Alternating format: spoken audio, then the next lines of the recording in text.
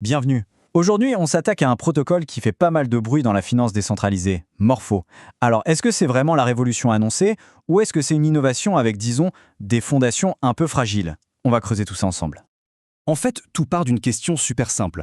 Est-ce que les plateformes de prêt crypto telles qu'on les connaît sont vraiment optimales? Est-ce qu'on ne pourrait pas avoir de meilleurs taux, que ce soit pour ceux qui prêtent ou pour ceux qui empruntent? C'est exactement le problème que Morpho veut tacler.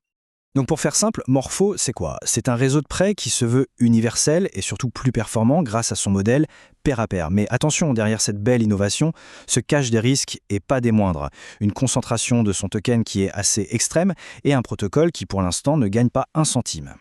Et pour vraiment comprendre de quoi on parle, il faut avoir une idée de l'échelle. Le marché du prêt en DeFi, c'est colossal.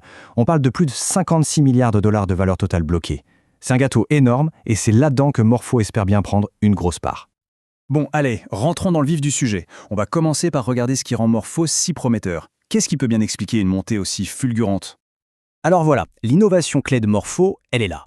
Au lieu de passer par un immense pool de liquidités, comme sur les plateformes classiques, Morpho y met directement en relation un prêteur et un emprunteur. Et le résultat, il est super simple, de bien meilleurs taux pour tout le monde. Pourquoi? Parce que la marge de l'intermédiaire, elle disparaît quasiment. C'est une idée toute bête, mais redoutablement efficace. Et cette efficacité, ça se voit tout de suite dans les chiffres avec une croissance explosive.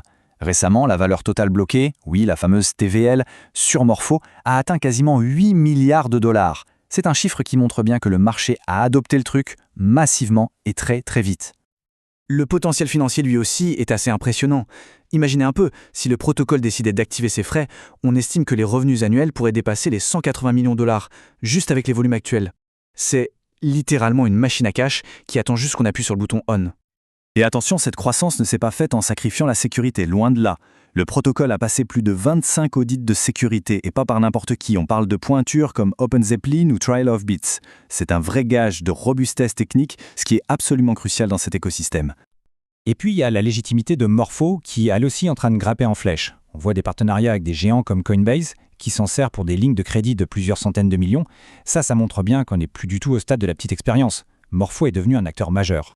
Mais voilà, ce tableau quasi parfait, il cache une réalité un peu plus compliquée.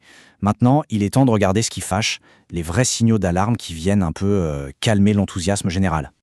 Et le chiffre le plus dingue, c'est peut-être celui-là. 0. C'est ça, 0 $. Malgré un potentiel de revenus de 180 millions, le protocole, aujourd'hui, ne gagne rien. La raison est toute simple, le fameux interrupteur à frais est sur off. Et tant que ça ne change pas, le protocole ne capture aucune valeur. Rien du tout. L'autre gros point noir, c'est la concentration du token Morpho. Imaginez un peu le tableau, les 3 plus gros portefeuilles contrôlent à eux seuls plus de la moitié de tous les tokens en circulation. C'est énorme. Cette centralisation, c'est un risque majeur pour la gouvernance du projet et ça peut aussi mettre une sacrée pression à la baisse sur le prix du token. Et les risques, croyez-moi, ne s'arrêtent pas là. Il y a aussi la menace réglementaire qui plane. Il y a la dépendance aux oracles de prix, ces services externes qui peuvent être manipulés. Et puis, il ne faut pas oublier que tout son modèle repose sur la bonne santé de protocoles comme AEF et Compound. C'est un peu comme un château de cartes, tout est très interdépendant. Alors au final, qu'est-ce qu'on retient de tout ça? Comment on met en balance ces forces vraiment impressionnantes et ces faiblesses assez préoccupantes? Allez, c'est l'heure du verdict. D'un côté, on a une techno super innovante, une croissance folle et une sécurité qui a été testée et retestée. Et de l'autre, zéro revenu qui rentre, un token hyper centralisé et des menaces externes qui sont bien réelles. C'est vraiment le portrait robot du projet à très très haut potentiel, mais aussi à très très haut risque. Du coup, la conclusion de l'analyse est assez claire. Morpho, c'est un projet à garder à l'œil, c'est certain. La technologie est vraiment fascinante. Mais les fondamentaux économiques, eux, ne sont tout simplement pas encore assez solides pour s'y lancer les yeux fermés. Alors, qu'est-ce qu'il faudrait pour que ça change? Il y a 3 signaux, 3 déclencheurs très clairs à surveiller. Premièrement, l'activation des fees, qui prouverait enfin que le modèle est viable. Deuxièmement, une vraie décentralisation de l'offre de tokens pour limiter les risques sur la gouvernance. Et enfin, une TVL qui crèverait le plafond des 10 milliards de dollars, ce qui confirmerait son statut de leader absolu. Et on va terminer avec une question qui, finalement, résume tout le dilemme de Morpho. Ce que le protocole nous rappelle, c'est qu'une innovation technique brillante, ce n'est qu'une partie de l'équation. Sans un modèle économique sain et une gouvernance vraiment décentralisée, même la meilleure des technos peut avoir du mal à créer quelque chose de durable. Voilà la réflexion que ce projet nous pousse à avoir.